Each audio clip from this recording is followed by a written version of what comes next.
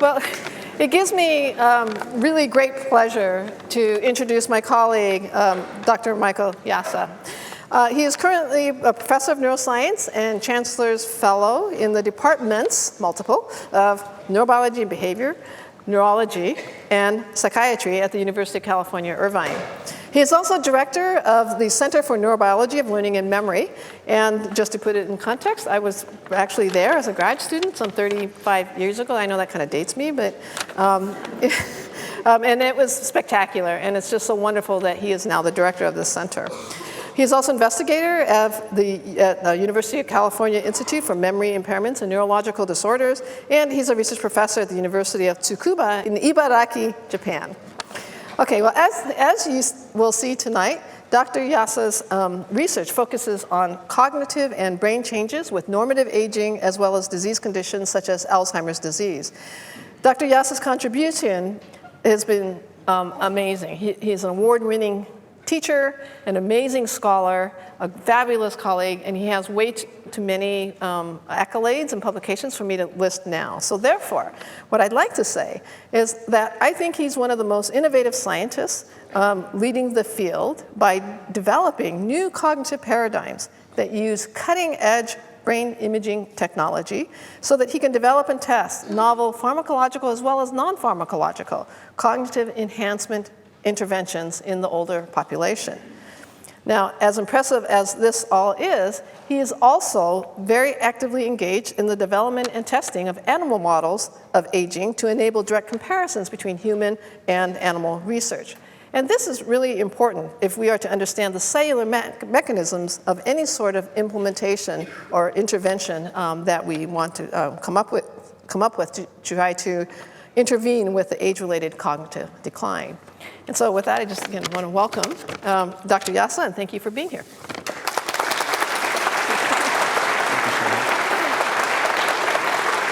Wow. Thank you, Sherry. That was truly magnificent and entirely undeserved. First of all, thank you again for the invitation to join you here tonight.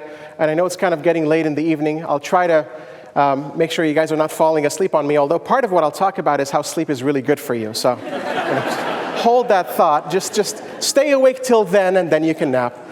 What I thought I would do today is kind of a combination of two things. One is give you a little bit of a call out to what my colleague Dr. Mizumori hinted to earlier, which is cognitive aging and the process that happens in the brain as we get older. There's a lot of differences. There's a lot of individual differences. Not everybody ages the same way. So we're going to talk about some of those differences and maybe some of the things that we can do to try to maintain cognitive function. The other piece is going to be about Alzheimer's disease and about the magnitude of that problem, about the pathologies of Alzheimer's disease, and also what the field in general is doing to try to ameliorate some of those issues. So let's start just with a little bit of review from the last lecture that you heard from my colleague. How does cognition change with age? Now, this is not news to you. These are things that you've heard before. But I think it's important for us to understand that there are normal changes that happen in our brains as we get older. It is harder to learn new things. It's harder to multitask, harder to do several things at the same time. It is harder to recall when and where things happened, what we call contextual memory, right? So you might recognize that you've seen somebody before, remember their face or their name, but you can't quite place it. You can't go back in time and say, when did I see that person? When did I last meet that person? That's a difficult thing to do as we get older. It's also harder to remember, as I said, associations, faces and names. So you might see the face, and it's hard to kind of remember the name association there. Now, who struggles with this, by the way? All of us, right? I see some who didn't raise their hands. Seriously? Really, really exceptional memory for faces and names? This is not easy. It takes effort. But all of us struggle with it, and we struggle a little bit more as we get older. But not everyone changes. That's, I think, one of the most important lessons of tonight. Not everyone changes. There are some who are able to maintain cognitive function at levels that in some cases rival that of young adults. So up to 20% of older adults perform as well as the young, on memory tests in particular, but on a variety of different cognitive tests. And the question we ask is, what makes them different? So let's take a look at this from a developmental perspective. So I like to kind of think about this as a part of the aging trajectory. Now we've started to do work in my lab and in my research group all the way from infancy and even prenatal age, all the way out to 90-year-old and above. So we have this entire developmental trajectory, and the question is, how does cognitive function change as a function of development? Here's what it normally looks like. When you're 0 years old, you don't have much of it, right? But it improves. You develop and you get a lot more cognitive capacity. And now, where are my 20-year-olds in the audience? Can you guys raise your hands? 20-year-olds? I see some up there as well, and I've got a few in the front here. I have bad news for you guys. From this point onwards, it's just all downhill. It's not that bad. Actually, this downhill is not even that bad, really. It's not that steep. It's far better than this downhill. And that's the range that we talk about of individual differences. The difference between those has to do with the threshold for cognitive impairment. In other words, if you're aging gracefully, you're among those who are up here. Sure, there's some decline. Sure, there's some change. But it's not a big deal. It's okay. Maybe it's not maintaining exactly the same levels that you had when you were 20 or 30, but it's still okay. You can function normally and everything is fine. But those who start to go down this decline here and cross that threshold where they might start to have a diagnosable memory problem or cognitive problem, that's what we're talking about. That's the issue here. So we have to differentiate between those two curves, and there's a range in between them of individual differences. And one of the questions, of course, is what makes someone different from another? And of course, that's a very complicated answer. You can ask the question, is it genetics? Is it the environment? And the answer invariably is yes. It's always both, right? So you can have genetic susceptibility that can put you on one of those paths. You can have environmental susceptibility that can put you on one of those paths. But you also have environmental tools and lifestyle things that you can do to shift that path. Okay, to shift that trajectory. So we're going to talk a lot about that today. This is again review. How does the brain change with age? These are just making sure that you guys were wide awake and paying attention to the kinds of things that change as our brains get older. We know that cortical mass shrinks, particularly in the hippocampus and the frontal lobes, but there's a very important lesson there. It is not cell death. It's not that the cells are dying as we get older. They do die in Alzheimer's disease, and we'll talk about that in a few minutes. But in normal, healthy aging, that shrinkage that you see in the brain is not because of cell death. It's because of synapse loss, because of dendrite loss. And Dr. Mizumori showed beautiful images of what those look like. They are flexible, they are labile, they're constantly moving and making connections. It's the connections that get lost as we get older, and our capacity to make new connections that gets lost as we get older, but not to the same extent across all individuals. So that's where there's a range of control a little bit. There are chemical messengers that are reduced. You heard about dopamine, the brain's happy juice, right? You heard about acetylcholine. In fact, all neurotransmitter systems kind of degrade as we get older. And we'll talk about some of the things that allow you to, as my colleague said, hijack those systems and bring them back up online. The connections, the white matter, also end up being more sluggish. The signal efficacy, the signal transduction efficacy actually goes down. So it gets harder for cells to fire, harder for cells to tick. And you saw an example of this with dopamine neurons. It becomes more difficult to kind of tickle them just right to get them to fire. So those are some of the things that happen in the aging brain. There's another thing that wasn't talked about much, which is that as we get older, vascular pathologies accumulate. So how many of you knew this already? Knew that the brain is kind of tied to the heart and the heart is tied to the brain? This is a really, really important piece. Heart health equals brain health. So everything that you've always learned about from the American Heart Association about things that are really, really good for your heart, just take out the word heart, fill in brain, and you'll be in good shape. So high blood pressure is bad for the heart, it's also bad for the brain. High cholesterol, bad for the heart, bad for the brain. All the things that are bad for the heart are going to be bad for the brain. And the reason is the brain has the largest vascular supply in your entire body. So anything that affects vasculature will affect the brain dramatically. Okay? And that's another way that we can try to influence these outcomes using lifestyle factors that are operating on vascular pathology. Okay, so that's the picture with cognitive aging, with healthy aging for the most part. What about Alzheimer's disease? What does Alzheimer's disease look like? Now, there's a lot of cortical shrinkage there too. Just want to give you kind of a picture of it. This is what an Alzheimer's disease brain looks like compared to a normal brain, age-matched. What's the difference? There's a lot that's changed, right? Look at all these gaps, all these spaces. These are sulci. These are gyri. These little pieces of cortex here are gyri, and they're folded so intricately to be able to accommodate the incredible amount of material that has to fit into that tight space. But inside those folds, all of those spaces start to get larger, and the cortex itself thins, gets smaller and smaller. And in this case, it is because of cell death, not just synapse loss, actual neurodegeneration, cell loss. One of the big questions that we always get about Alzheimer's disease is what separates or what differentiates Alzheimer's disease from dementia? So I want to address that first and foremost, because if I don't, it will come up during the Q&A. I guarantee you. Here's the difference. Dementia is a clinical construct. It is based on symptoms, it is based on cognitive loss, memory loss, and it is an umbrella term. It captures under it several different types of illnesses. Alzheimer's is one of them, and here's what it really looks like. This is sort of the dementia pie. Alzheimer's is by and far the largest one. But you also have vascular dementia. You have what's called a mixed dementia that is a combination of Alzheimer's and vascular dementia, mostly, although some can get in there as well. And then you have other dementias you may have heard about, but they are considerably rare compared to this part of the pie. So what's the difference between Alzheimer's disease and dementia? It's very simple.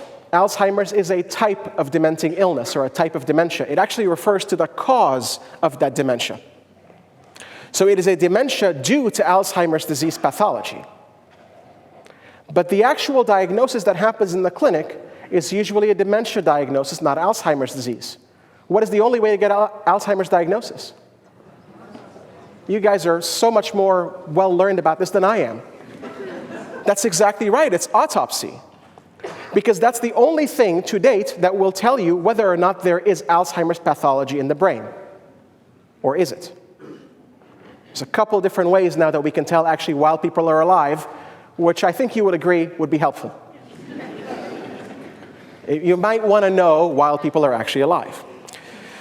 So let's kind of start with the public health perspective, and then we'll really zoom in very, very deep into the pathology and talk about how that happens. But just to put this in perspective, here's the magnitude of the problem that we're dealing with. And here's why initiatives like REACH and what UW is trying to do is really, really important. Those are the kinds of efforts that combine across researchers and public to be able to actually have traction on this issue, to be able to resolve some of these problems. Here's the magnitude. It's the 6th leading cause of death in the United States.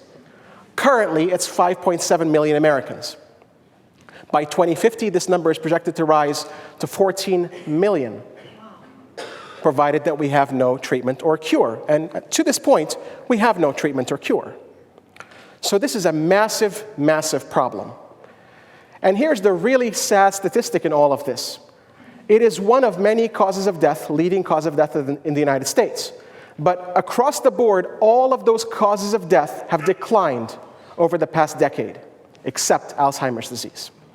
It is the only cause of death that has actually increased, as opposed to things like heart disease, which have gone down in terms of mortality.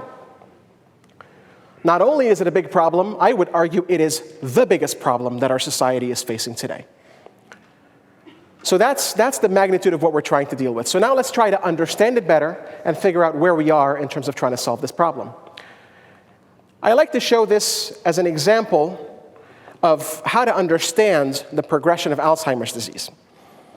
So Alzheimer's is defined as an irreversible and progressive neurodegenerative illness. It starts with memory first, but then it takes over the entire brain. All of the cognitive capacities, individuals are robbed of their entire cognitive repertoire. Everything they're able to do constantly degrades as a function of time. And I like to show this because this is kind of a demonstration of the person's thinking about themselves, the way they identify themselves and perceive themselves. This is art by William Utermohlen, who for a long time did self-portraits. Beautiful self-portraits, lots and lots of detail. And 1 year after being diagnosed with Alzheimer's, this was his self-portrait. Now, he was considerably older, so it makes sense, the hair loss and so on, but you can see the loss of detail. Still okay, he's still doing fine, but 5 years later, this was his self-portrait. At this point, the person's concept of themselves is completely shattered. That's a point where really there is very little cognition left. So this is entirely a progressive illness.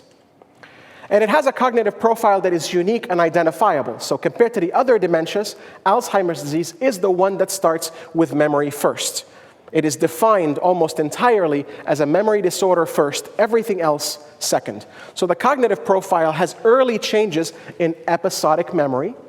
You've heard about this a little bit in our last lecture. Episodic memory is knowing what, where, and when. What happened, where it happened, when it happened. Our lives are made up of those experiences, those episodes, and being able to remember them with some level of detail is your episodic memory. That's the first thing that disappears with Alzheimer's. Then we have executive function and working memory, critical capacities that are mediated by our frontal lobes, the part of the brain that evolved last, that develops last in babies. Really, really important because it's kind of what makes us unique as human beings. Well, monkeys, of course, have prefrontal cortices, as those who do work on monkeys know that, but humans have a pretty large prefrontal cortex. And it's really good for us to do that because it helps us make really wise decisions, rational decisions. And it's the kind of thing that actually separates us a little bit from monkeys, I would argue, although Sherry, you might disagree with me, but I think having a prefrontal cortex that size in humans is what prevents us from flinging poop at each other. But I'm certain that some monkeys will do that. Maybe when they get angry or they're playing, but we have that sort of arbitrator in our brain that says, nope, that's probably not a good thing to do. That's going to cost you in the long run, right? So that part of the brain that inhibits the impulses, that keeps us in check, allows us to make rational decisions, the prefrontal cortex, that is also compromised in Alzheimer's disease. And then eventually language and semantic knowledge is also lost, and that's when people it starts with word finding problems, and then it becomes almost to the point of mutism, complete failure of linguistic function. Later changes, and as you can see, later changes involve the brain really shriveling up, right? We're talking about a third of the cortical mass really lost by that time. You start to get visual spatial deficits, much like what I showed you on Udermohlen's self-portraits.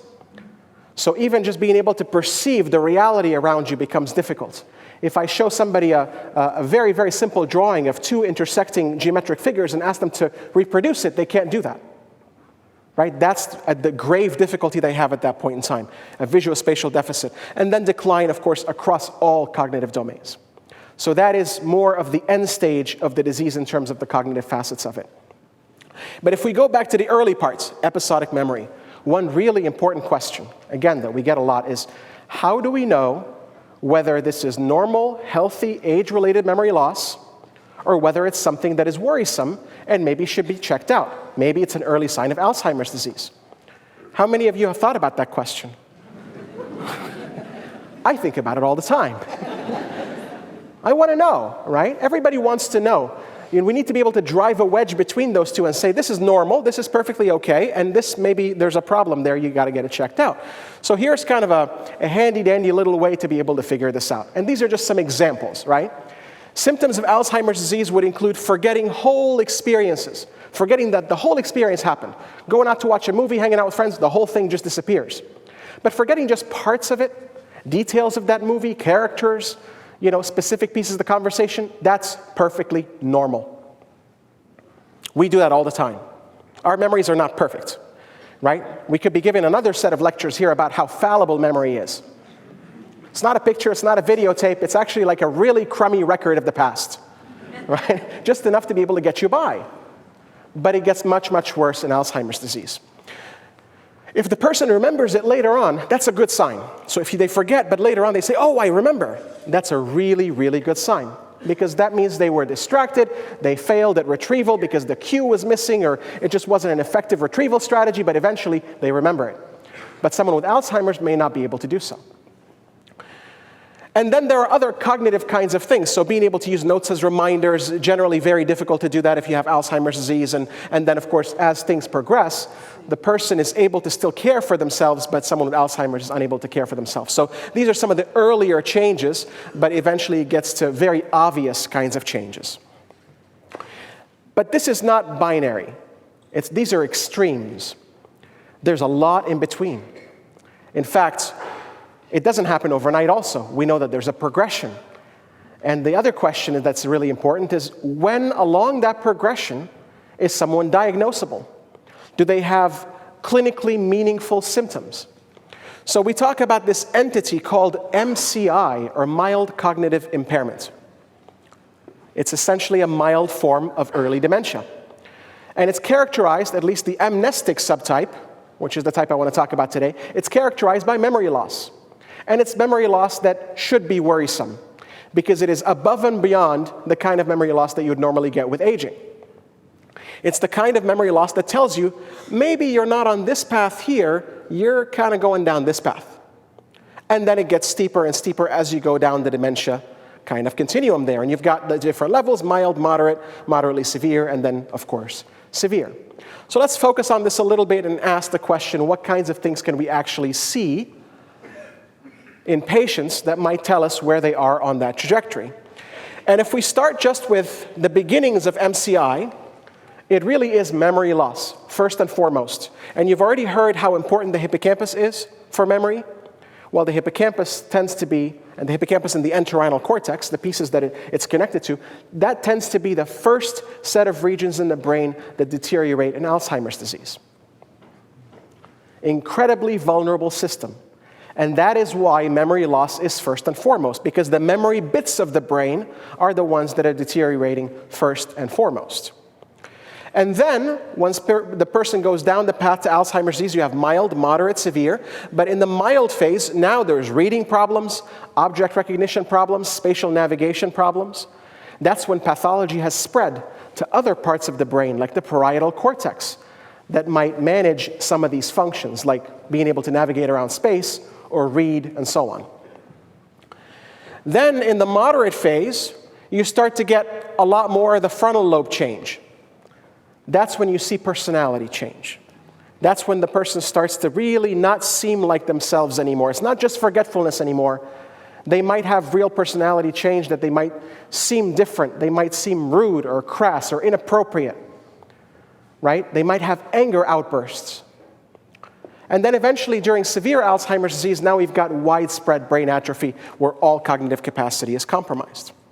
So again, this is from the clinical standpoint, and the question is, what is this pathology? What is the stuff that's happening inside the brain that drives this trajectory?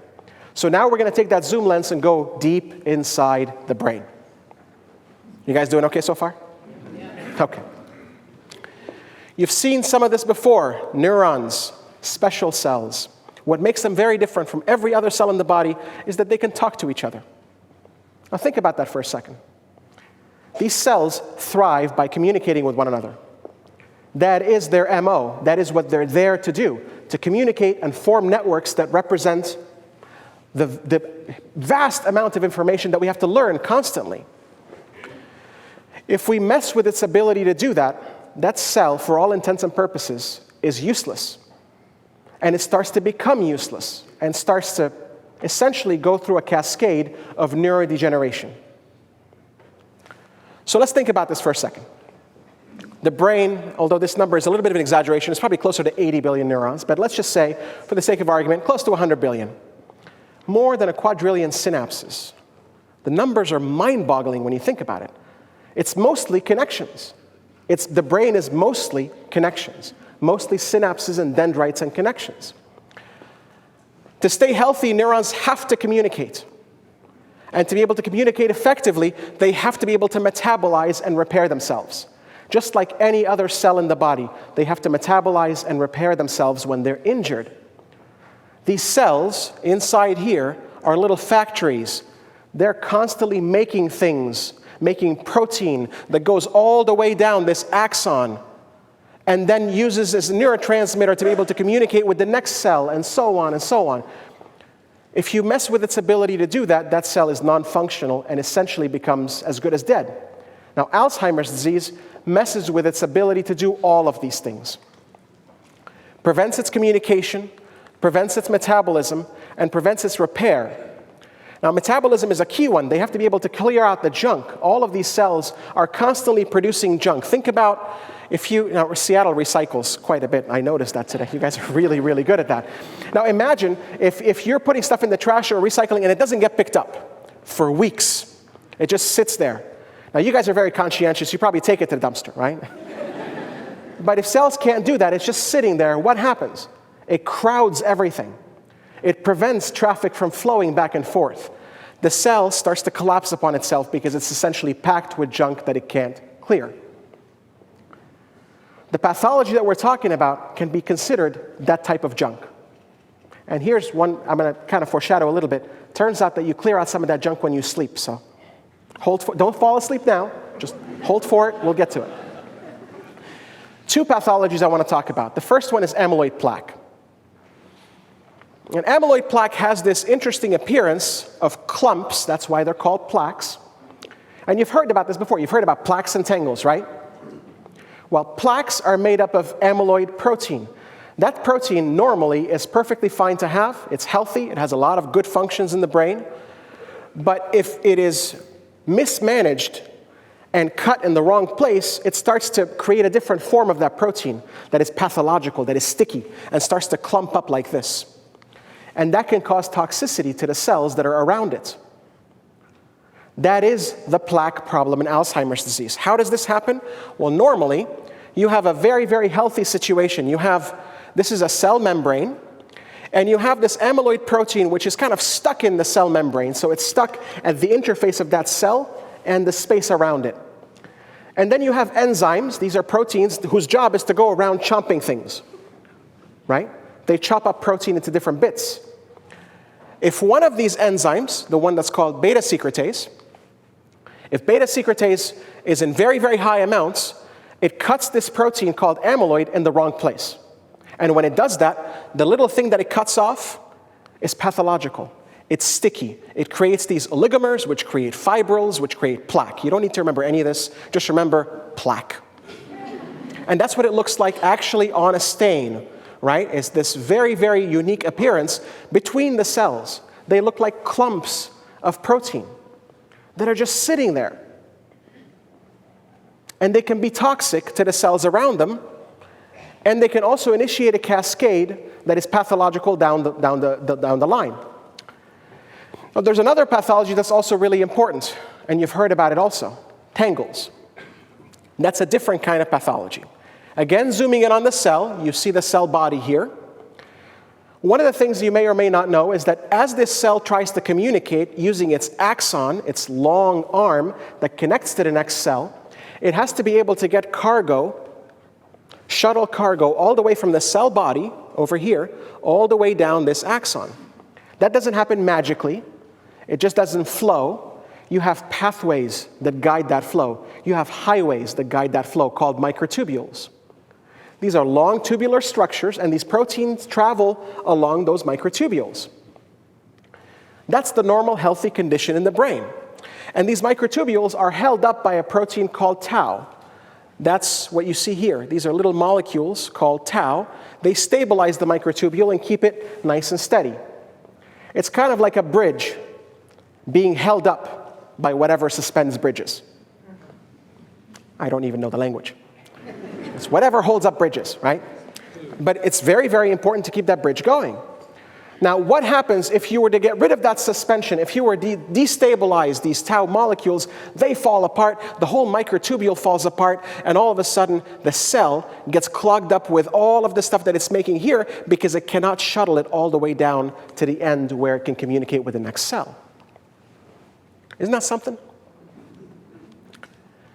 Perfectly healthy mechanism, perfectly healthy protein normally, but just a tiny little change makes it unstable, and it disrupts its structure, and no longer can these microtubules be held up. And as a result, the cell fails. to be able to move things back and forth, which means it fails at one of its critical functions, and that is the first sign of its death. It creates the tangle, which is what you see here. That tangle is essentially this cell collapsed upon itself. This is a dead cell. So these things have a very unique appearance, and you can see them on autopsy, as I told you before. One of the ways, actually the only way, to be able to get an autopsy-confirmed diagnosis is to look for these pathologies in histology, right, the slices of the brain that you see after autopsy, and see evidence for these pathologies. But now we can do better. Now there are scans, brain scans, called positron emission tomography. Who's heard of it before? PET scans? Okay, PET scans are very common. There's a specific kind of PET scan. Actually, there's two different kinds that I'm going to tell you about. And they can actually allow you to visualize some of these pathologies in live human beings. Here's one using something called PIB, Pittsburgh Compound B. This is from my colleagues at University of Pittsburgh. And you can see that there's a very different appearance for the amyloid PET tracer in the Alzheimer's brain versus the healthy control brain. This heat map is an illustration of how much amyloid uptake there is. So it's an indirect proxy for how much amyloid plaque there is in the brain. And we can visualize this. Not only that, but let's say that there is a treatment trial and we want to try out a new drug. We can measure their amyloid plaque before and we can measure it after and see if there's a change. That's some of the work that's ongoing right now. Up until recently, this is all we had. But now we can also visualize tau in the same way. So this is a scan from a tau PET tracer. This is from a company called Tohoku. There are several of these next generation kind of tracers. But this is a tau PET tracer that also allows you to visualize tau pathology. Here's the Alzheimer's brain, and here's a healthy control. Now you see that the healthy control still has some in the brain, right? There's still some there, but it's nowhere near as much as the Alzheimer's brain. So now what the field is trying to do is figure out how to differentiate those two. Where do you draw the threshold? Where do you say, this looks like a really pathological brain that should be diagnosed, and this is okay? But that's what the field is coming to now, trying to diagnose early and trying to diagnose certainly while people are alive, because, again, that would be helpful. All right, now what about treatments for Alzheimer's disease? I told you before there's no treatment or cure. This is a dire situation, but there are drugs that do help with symptoms. They help with symptomatic relief, but they don't change the disease trajectory. There's two families of them. I just want to tell you about them briefly. You've probably heard about them already. There's the acetylcholinesterase inhibitors, which ramp up acetylcholine amounts in the synapse. Aricept is an example. Now it's off patent, so it's called donepezil. And there's NMDA receptor antagonists. This is an antagonist for a particular type of neurotransmitter also, or a type of receptor in the brain. Memantine or Namenda are the ones that this goes by, and those are the last things that have been approved. In fact, this one was approved more than 15 years ago, and there's been nothing since. So this doesn't exist, right? We don't have this cure for Alzheimer's disease. Unfortunately, I'd love to say, one of the funnier pieces of this is sometimes I'll say, and I've got the pills with me, and I'm happy to give them out at the end of the lecture, and when I show this, no, this does not exist. We don't have this. We'd like to get there, but until then, what we have is a good understanding that can get better, but it's a reasonably good understanding of how the disease works and what kinds of things we can do to try to reduce our risk. So let's talk about risk for Alzheimer's disease. The first piece of risk, very simple, very straightforward, us getting older. Not much we can do about that, right? Age is by and far the largest risk factor. In fact, it's quite dramatic. So it doubles in frequency every 5 years after the age of 60. By the time someone is over the age of 85, prevalence is upwards of 40%. So age is a big deal. Age is a problem. But it's not one that we can do anything about. Here's another one we can't do much about. Genetics. Not yet, but we're figuring it out. Soon we'll be able to reverse genetics and do all sorts of fun things with that, but until then, genetics plays an important role and there's not much that we can do about it. There is a set of genes that are known genetic bases for Alzheimer's disease. In fact, I can tell you for sure that if anybody has these gene mutations, the APP mutation, PS1 and PS2, you will absolutely, most definitely get Alzheimer's disease. But I'm willing to venture a guess that none of you in this audience have these genes. These are actually quite rare. These mutations are quite rare. They're highly enriched in families in South America and a few pockets around the world, and they're involved in a form of Alzheimer's disease that is familial, that is an early onset Alzheimer's disease that manifests symptoms as early as the 40s. So that's a rare form of Alzheimer's. We're sort of more concerned about sporadic Alzheimer's disease that doesn't have this genetic lineage. And for that, there's only one big risk factor. It's called ApoE4, apolipoprotein E4. If you have this, it's a risk gene. It increases your risk for Alzheimer's disease.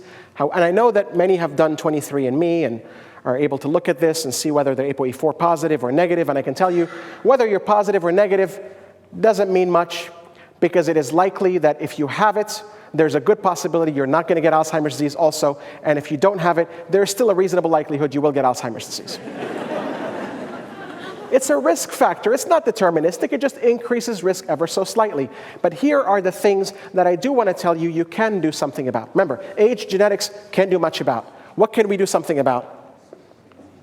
Lifestyle, right? So here are the other factors that are really important. Don't get bumped in the head, right?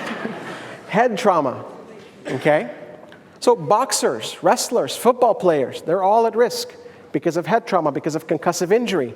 High blood pressure, heart disease, stroke, diabetes, high cholesterol. Look, folks, it's the same stuff I told you before. Heart health equals brain health. It's a simple rule of thumb. All of these things increase risk for vascular pathology, which increases risk for Alzheimer's disease. So reducing them will absolutely reduce risk for Alzheimer's disease. What about prevention? Can we actually prevent Alzheimer's disease? There's no evidence for prevention yet, however. There's a couple things I want to tell you about. First is that there are certain factors that actually can reduce risk, and you can think about them as preventative. There are cognitive and psychosocial activities that you can do. You're doing one of them right now. Certainly any mingling or talking to each other you do afterwards will also do the same thing.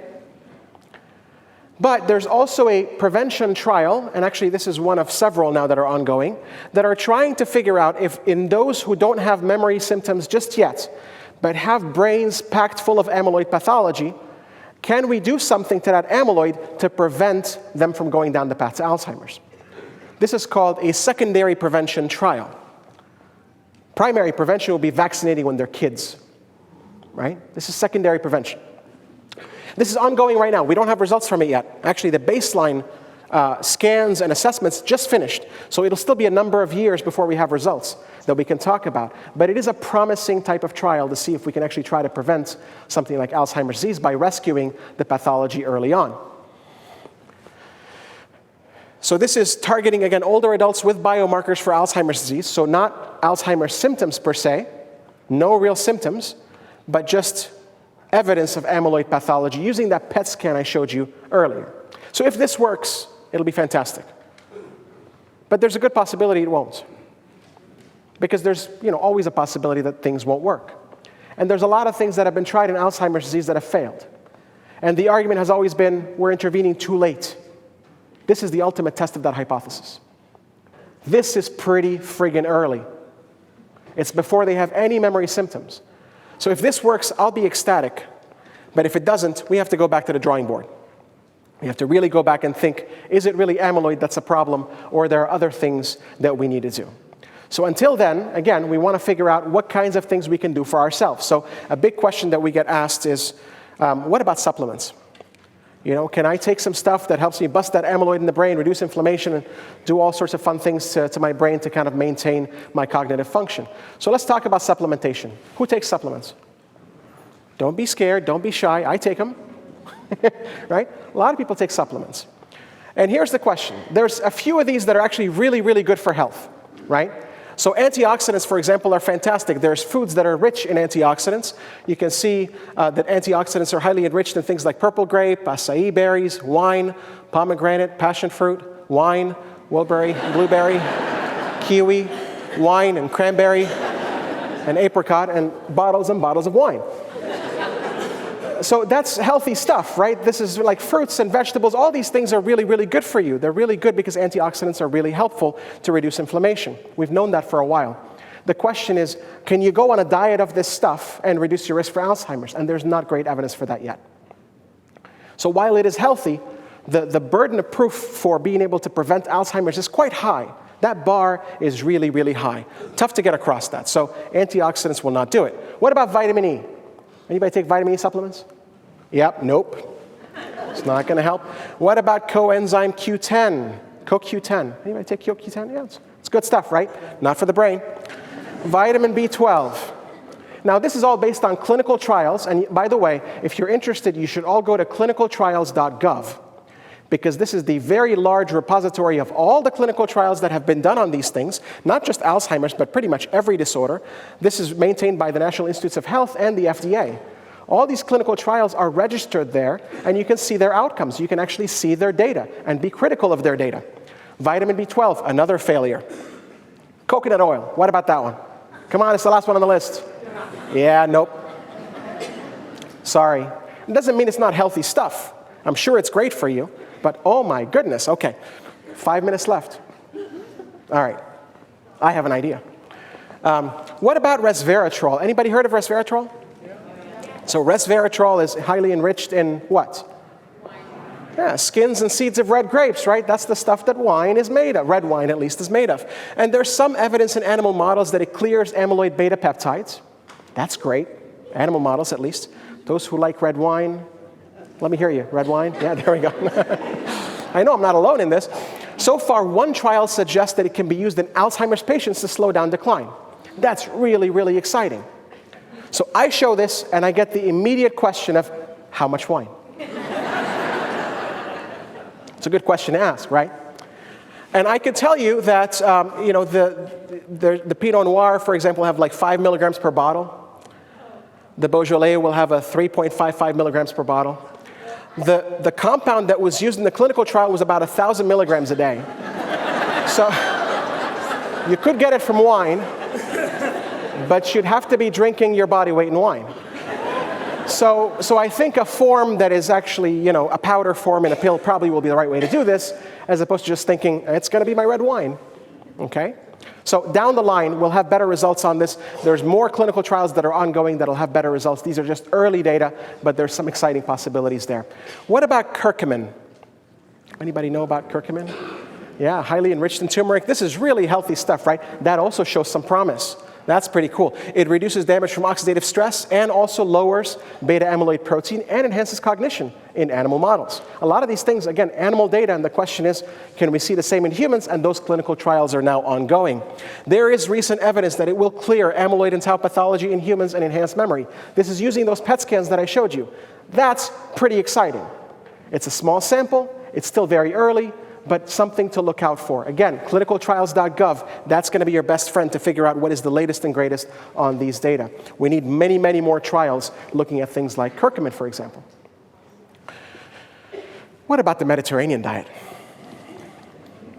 Who loves Mediterranean food? Super healthy stuff. In fact, it is the only diet that I can tell you, and derivatives of this diet, because there's several variants, it is the only diet that actually has been associated with positive cognitive outcomes. All of the other fad diets out there are crap compared to this one. So let's go through this a little bit. Here's the food pyramid, which you can notice that they add wine. And daily physical activity was like, well, let's just lump it all together, right? But in general, it is really low on red meat. Right? Red meat is the thing that you're supposed to have like once a month. I mean, who doesn't love a good steak? But still, you got to keep that in moderation. It's rich in good fats and low in the bad fats. It is very, very multicolored, lots of leafy vegetables and so on. All the healthy stuff. It reduces risk of metabolic syndrome, mortality risk from all causes. That's a really fun statistic. Like literally all causes, even car accidents? Yes. But it's just a composite, right? It may reduce risk for cognitive decline. There's been at least 2 studies now that have done this interventionally, meaning they're randomizing people to Mediterranean diet versus sort of the typical American diet of 40-30-30 or whatever it is, and it seems to have better outcomes. And in epidemiological data also it seems to have better outcomes. But in those with Alzheimer's disease, lower mortality, less likelihood of death in Alzheimer's disease. That's pretty cool. What about my favorite, blueberries? Yeah, who doesn't eat blueberries, right? This is really good stuff. So I'm hoping I'm telling you things that are sort of self-reassuring a little bit in your health habits. Maybe the whole not eating steak every now and then thing is disappointing, but you can replace it with a blueberry steak. So blueberry supplementation reduces oxidative stress. Here's the kicker. Inhibits acetylcholinesterase. Remember acetylcholinesterase inhibitors? That was the drug that was used to improve symptoms in Alzheimer's disease. Yeah, blueberries mimic that action. That's pretty fun. Improves memory in healthy older adults. The bioactives improve insulin sensitivity in obese, insulin-resistant men and women. So blueberries, obviously very, very good. And we need many more trials, but again, the question is, how much blueberries? I think a good rule of thumb is about 5 or 6 pounds a day. No, we'll do it with powder.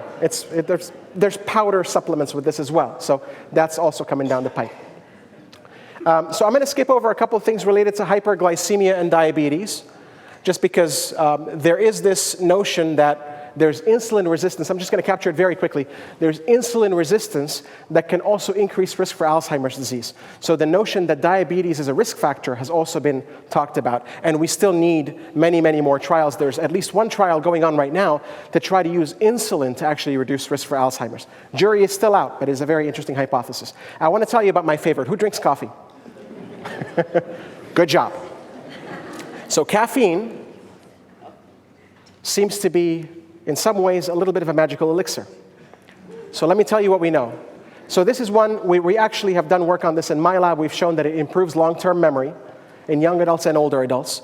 We know that it's associated with increased longevity in those who age to be 90 and above. We know that it improves cognition and reduces formation of amyloid plaques in mouse models of Alzheimer's disease. And here's the really fun piece. This is more recent data showing that 3 cups of coffee a day over a 10-year period. Unfortunately, this was a study, this was done in Europe only with men. I don't know why they only did it with men, but I assume that some of this will transfer to women as well. 4-fold slower rate of cognitive decline with 3 cups of coffee.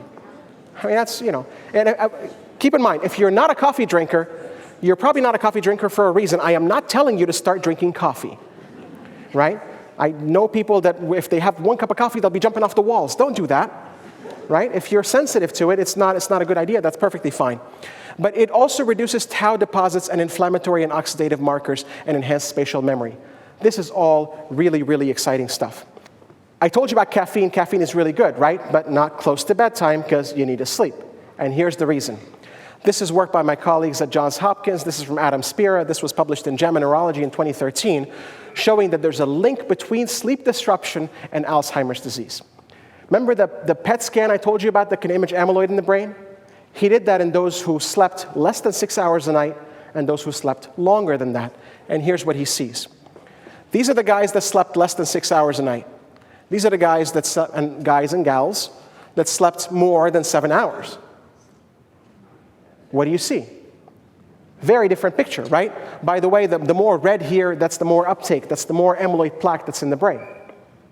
Now, the big question we're asking is, if we have someone with a sleep disruption, say from obstructive sleep apnea or from insomnia, and we help their sleep loss, can we reduce their risk? And we don't know the answer to that. So that's work that's ongoing right now at UCI and many other places. And the reason this happens is because sleep allows us to clear out the junk. It's called glymphatic clearance. Who knows about the lymph system? Well, the brain's got a lymph system. It's called the G lymph system. The glymph system. It comes from the glial cells. So that's the brain's way to clear out junk, and clearly that whole mechanism works much, much better when we're sleeping rather than we're awake. So if we compromise the amount that we sleep, there's a problem. And you can see this actually. This is from Niedergaard's lab showing that the asleep brain accumulates a lot more of this amyloid plaque than the awake brain, which clears it out. Twice as much amyloid can be cleared from the brains of asleep mice.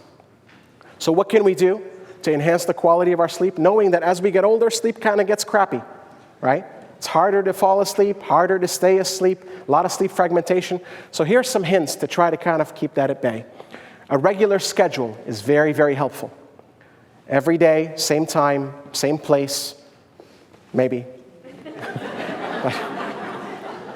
I'm in California, guys. I make jokes about like going back home to the same family sometimes. Bedroom comfort is really important. So, the quality of your mattress, quality of pillow, all of that. Calming routines, meditation before you go to sleep. Limiting light exposure late at night. Limiting screen time late at night. That's really important. And I know the good folks at Apple, this is too close to home, and other companies who have made these little doohickeys and devices have said, well, now we have like the warm tones, and it's not the blue light, it's the warm light. Who's using sort of night shift or whatever it is on there? That's great, because there's obviously receptors that are sensitive to the blue light, but they've forgotten about a whole other set of receptors that are really important. They're called your eyes. And the eyes are sensitive to light, right? So having light at night convinces your brain that you should be awake, and that's not the case. You should be asleep. So avoiding screen time in general, not just with night shift or whatever, is really important. Avoiding stimulants too close to bedtime, avoiding napping too close to bedtime, that's a no-brainer. Avoiding big meals close to bedtime also is very, very helpful. So can we use these tricks? Can we use these notions of lifestyle change and lifestyle risk to be able to continue to function well into old age? The idea of lifelong cognitive reserve or lifelong learning. So what is cognitive reserve? It's all this stuff that you have that gives you resilience because you're here, because you're coming to these things, because you're engaged, because you might be social, you might have a good social relationship structure. You might be talking with people. You might have high occupational attainments, high levels of education and engagements. All of those things give you reserve. That means this is your resilience. This is the bank that you can pull from, the savings that your brain has that allow you to push Alzheimer's disease way into the future such that most of us wouldn't get it. If we just delay the onset of Alzheimer's by 5 years, most of us will not get it. And I know I'm way out of time, so I'm going to skip right past this and just get to this idea. Successful aging is possible. Alzheimer's disease is not a necessary consequence of aging. There are those who age to be 122 with no Alzheimer's in sight. And she's a fascinating case because she was a smoker. I hate to admit that. And she ate a ton of chocolate. Right? So she kind of defied a lot of the logic that I told you about. But in general, the strategies are there. So what are those strategies? And I swear I'm done right after. So those strategies are maintaining heart health. Remember, avoid anything that's bad for your heart. Eating heart-healthy, balanced meals. Making sure you get restful sleep. Consuming alcohol and caffeine, but only in moderation. This is not a license to go crazy with red wine and coffee, right? Engaging in physical and mental exercise. I didn't spend a lot of time telling you about physical exercise because my colleague, Dr. Mizamori, told you physical exercise and cognitive exercise are incredibly good for the brain. That is absolutely the case. In fact, we know that physical exercise can reduce your risk for Alzheimer's disease, so it's important to do that. Maintaining an active social and leisure network, and for the love of God, just keep coming to lectures. Okay? Thank you, guys.